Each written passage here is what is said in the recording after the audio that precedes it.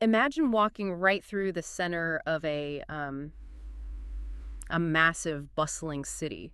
You are entirely surrounded by thousands of people. Oh, yeah, the noise is just constant. You've got the hum of voices, the heavy traffic, that endless rhythm of footsteps on the pavement. Exactly. But at the exact same time, your phone is just constantly buzzing in your pocket. I mean, Wow. you are receiving instant messages, news alerts, photo updates from friends halfway across the world. Right, so by every technical and literal definition, you are completely surrounded and entirely connected. Yeah.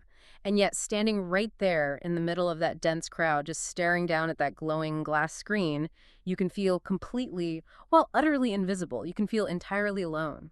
It really is the defining paradox of our current era, isn't it? I mean, we have engineered the most advanced, frictionless communication networks in the history of human civilization. We can transmit high-definition data across oceans in, what, a fraction of a millisecond? Exactly. And despite all of that infrastructure, the human mind feels increasingly isolated.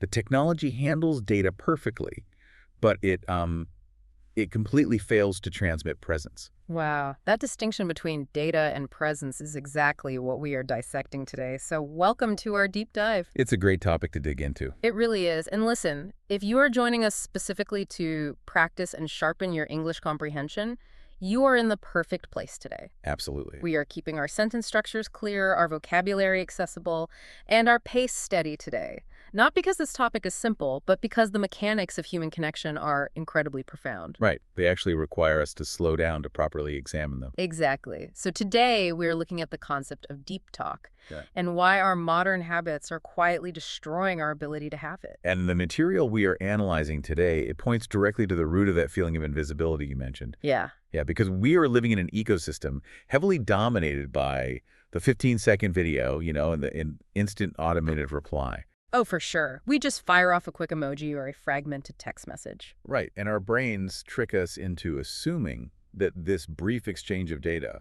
is the same thing as maintaining a relationship. But biologically and psychologically, it leaves us completely empty. It's like eating junk food instead of a real meal. Exactly like that. Yeah. The argument here is that we have lost the mechanics of deep talk. We rely so heavily on automated small talk that we no longer know how to sustain the kind of conversation that actually regulates our nervous system. The kind that actually feeds the soul. Precisely. So let's look at the underlying mechanism of why those instant replies leave us starving for connection. To understand what is missing from our daily social diet, the research suggests we have to identify the resource that has become the most scarce. This is such a fascinating part of the text. It is. There is a claim in our material that right now, in the year 2026, the most precious and highly valued resource in the world is not capital. It's not even time. Wait, really? Not time? Nope. The ultimate currency is human attention. Oh, wow. Yeah, that makes a lot of sense. If you look at the fundamental laws of economics, whenever a resource becomes incredibly rare, its value automatically skyrockets. Right. And we live in a state of continuous partial attention. We really do. We are constantly monitoring our environments for the next notification, the next email, the next microdopamine hit from a screen. Always waiting for that little buzz. Exactly. And because our cognitive bandwidth is perpetually divided, offering someone your true undivided focus has become the rarest commodity on Earth. The text actually describes giving someone your full attention as a literal gift. A gift. Yeah, I love that framing. I want to push that idea a little further because I think a lot of us believe we are paying attention when we really aren't. What do you mean? Well, think about it in terms of internet bandwidth. When you are looking at your phone, maybe checking a smartwatch and trying to listen to someone at the same time, you are essentially giving them a low-resolution, pixelated version of yourself. Oh, like a bad video stream. Exactly. The connection is weak. But when you put the devices away, turn your body toward them, and make sustained eye contact, you are suddenly giving them an uninterrupted 4K resolution version of your presence. The biological impact of that shift is immediate, too. It really is. It changes the entire dynamic of the room. When you physically remove the glowing rectangle from the equation, like when you put the phone face down or in another room, you're sending a very specific signal to the other person's brain. You're telling them they matter. Right. You're communicating, right now, you do not have to compete with the entire internet for my cognitive resources. Wow, that's powerful. It is, because it establishes a foundational layer of psychological safety. I mean, you cannot jump into a profound, soul-feeding conversation if the other person's subconscious is constantly worrying that they are boring you. Or worrying that you are just waiting for a better distraction to arrive in your pocket. But here is where I think things get complicated. Let's say you decide to give that gift. You put the phone away. You provide that high-resolution attention. How exactly do you start the interaction? The hard part. Yeah, because I know plenty of people who give excellent eye contact, but they still end up trapped in the most agonizing, superficial conversations. It happens all the time. According to our notes, the delivery mechanism for this attention relies entirely on the quality of the questions we choose to ask. That is the main friction point. Most of us operate on an unconscious social script. We have a memorized set of lines that we recite whenever we encounter another human being. It is an automated sequence. Exactly. It is exactly like a video game loading screen. A loading screen. Yeah. You know those screens where you just have to press the A button repeatedly to skip through the basic dialogue so you can get to the actual game? Yes. That is what small talk is. We say, "Hi, how are you?" I'm good, how are you? "I'm fine. What do you do for work?" We ask, "What do you do?" within the first 30 seconds. It is the ultimate predictable sequence. We rely on that specific question because it functions as a rapid categorization tool. A categorization tool. Yeah, when you ask someone what they do for a living, you are not actually trying to connect with them. You are trying to measure them. Oh, wow. That's a bit harsh, but true. You are trying to place them in a neat hierarchical box. Like, oh, you are an engineer, you go in this box. You are a retail worker, you go in that box. It establishes social status. Exactly. But it reveals absolutely zero information about who that person genuinely is, what terrifies them, or what brings them joy. Right. And the source challenges us to completely abandon that loading screen. It does. Instead of asking, "What do you do?" it proposes asking an unconventional question. Something like, "What is something that made you smile today?" Which is a beautiful question. It is, but I have to be honest with you. When I evaluate that advice practically, it feels incredibly risky. Risky how? Well, if I am at a professional networking event or even just a dinner party with acquaintances, and instead of asking about their industry, I look them in the eye and ask, "What made you smile today?" Yeah. I worry I'm going to look eccentric. Or worse, I worry I won't look very intelligent or professional. I completely get that. There is a huge comfort in the standard script because it protects our image. Doesn't asking highly personal questions right out of the gate cross a professional boundary? Your reaction is the exact reason why deep talk is so incredibly rare. We use small talk as a defensive shield. A shield, yeah. We desperately want to project competence. We want to sound smart, accomplished, and totally in control of the situation. Absolutely. But the material addresses this exact fear. It argues that deep talk is fundamentally not about being smart. It is entirely about being curious. Curiosity over performance. That is a massive paradigm shift. Think about the cognitive load required to, sound smart. It's exhausting. It is. When your primary goal in a conversation is to appear intelligent, your brain is working overtime. You are carefully monitoring your posture. You are filtering your vocabulary. And most destructively, you are actively drafting your next brilliant response while the other person is still speaking. Yes. You are not listening. You're managing a public relations campaign for your ego. You are treating the conversation like a job interview. Precisely. But when you shift your internal goal from being smart to simply being curious, that immense cognitive pressure just evaporates. Because you no longer have to perform. Right. You do not need a brilliant comeback. You only need to observe and ask sincere follow-up questions. Dropping the exhausting performance of intelligence opens up the bandwidth required to truly absorb what the other person is saying. That makes total sense. And when you ask an unexpected, curious question like, "What made you smile today?" you force the other person to drop their script too. They can't give you a pre-programmed answer. Exactly, which invites a very specific, highly potent element into the conversation. It is a concept that our source highlights heavily, and we are going to explore it by opening up the English Learner's Phrasebook. Oh, perfect. The vocabulary we use to describe these interactions reveals a lot about the psychology behind them. It really does. Our material provides 3 key English phrases that perfectly map out the journey from superficial chatter to genuine connection. Let's hear 'em. By understanding the mechanisms behind these phrases, you can actually change how you navigate a conversation. Let's look at phrase number 1. To scratch the surface. This is a highly common English idiom, and it physically describes the mechanism of small talk. Imagine you are exploring a deep, complex ocean, right?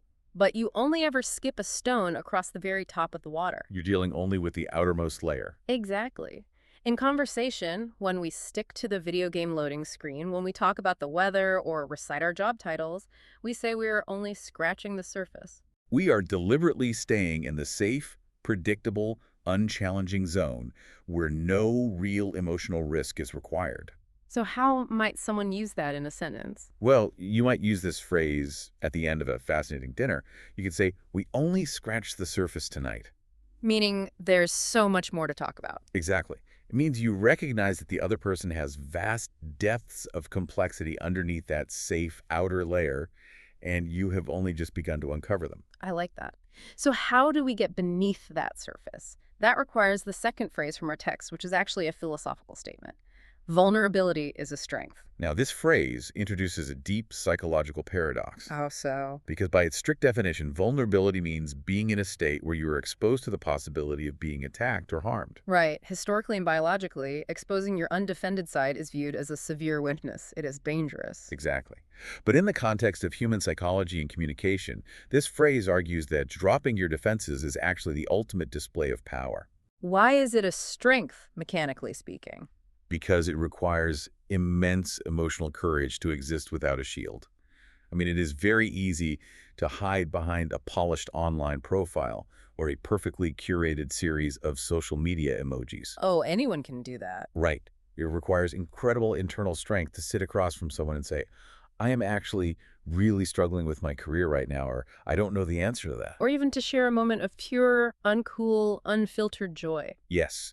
When you display that kind of raw honesty, you trigger a biological reaction in the other person. You signal to their nervous system that the environment is safe. Oh, I see. When you drop your heavy armor, it gives them subconscious permission to drop theirs. You are creating a secure environment through your own exposure. Which leads us directly into our final vocabulary focus, phrase number 3. A meaningful connection. This is the output. This is the result of applying attention and vulnerability. We use the word meaningful to describe something that holds real significance, purpose, or value. It is the direct opposite of a superficial transactional exchange. Right. When we talk about a meaningful connection, we are describing an interaction that actually alters you. It is a conversation where both people leave feeling energized, understood, and anchored to reality, rather than drained by the performance of pretending to be perfect. If you look at these three phrases sequentially, they provide a complete psychological framework. They really do. You first have to recognize that your daily interactions are only scratching the surface. Then you have to accept that vulnerability is a strength and use it to break through that surface layer. And once you do, the inevitable outcome is a meaningful connection. But the text gives us a beautiful metaphor for that meaningful connection. It doesn't just call it a relationship. It defines this kind of vulnerability as the bridge that connects two humans in a way an algorithm never can. Oh, that is a critical distinction to make in the year 2026. The algorithm-proof bridge. Let's analyze why that specific metaphor is so accurate.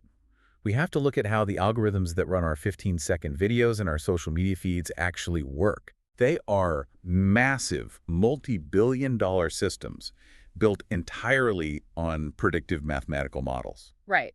They track your data, they learn what colors capture your eye, they learn what political outrage keeps your blood pressure up, and they learn what jokes make you click. Their entire purpose is to eliminate friction. They want to feed you a continuous, seamless loop of content that perfectly matches your existing preferences so you never leave the app. Algorithms are designed to remove unpredictability. They give you exactly what you want before you even know you want it. But human connection fundamentally requires friction. Right. It requires the friction of difference. Exactly. When you ask someone what made you smile today, the algorithm cannot predict the answer. It could be anything. The person might admit that they had a terrible morning, but they saw a strange bird on their commute that made them laugh. That is messy. That is unpredictable. It requires you to adjust your own emotional state to meet theirs. A computer code can simulate interaction by feeding you endless, frictionless content, but only the messy, unpredictable friction of human vulnerability can actually regulate your nervous system. The algorithm traps you in a mirror, reflecting only yourself. But vulnerability builds a bridge to someone else. That's a great way to put it. Which brings us to the practical application.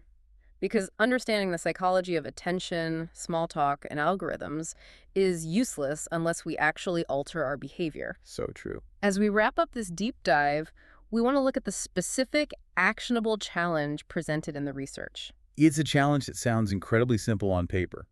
But given the dopamine-driven world we just described, it is highly demanding in practice. The challenge is this. Sometime during this next week, you need to initiate and sustain just one conversation that lasts longer than 20 unbroken minutes without a single glance at your phone. Wow. 20 minutes. You need to practice the endangered art of listening. 20 continuous minutes. To achieve that, you have to execute everything we have discussed. Yep. You must physically remove the phone to provide the high-resolution gift of attention. You must bypass the video game loading screen of what do you do and choose curiosity over the desire to sound intelligent. And you must embrace the friction and unpredictability of vulnerability to get past the surface layer. It is a deliberate restructuring of how you interact with the world. It really is. But I want to leave you with a final thought to analyze on your own. We just outlined how the social media algorithms, these massive infrastructures engineered by the brightest tech minds on the planet, are mathematically designed to eliminate friction and keep our attention isolated on those individual glass screens. Right. Their financial model relies entirely on us scrolling alone, trapped in a comfortable, predictable loop. That's the business model. So if that is the reality of our digital ecosystem, could practicing deep phone-free talk actually be considered the ultimate act of modern rebellion? Oh, I love that. It certainly challenges the core economic model of the attention economy. Think about the mechanics of it. What if, by simply leaving your phone in another room, sitting down with a colleague or a friend, and asking a genuinely curious question, you aren't just practicing a communication technique? You're doing something much bigger. What if, in those 20 unbroken minutes of shared vulnerability, you are quietly sabotaging a system designed to isolate you? What if giving someone your full attention is how you fight back against an entire epidemic of loneliness? That is a really powerful way to look at it. So remember that crowded, noisy city street we visualized at the very beginning of our session? The one where you can be surrounded by 1,000 moving bodies, but still feel completely invisible behind your screen? Yeah. The next time you find yourself standing in that crowd, remember that the invisible barrier is optional. You have the tools to break it. You do. You can keep your head down and accept the frictionless, automated small talk, or you can look up, ask a question that matters, and build a bridge that no machine could ever replicate.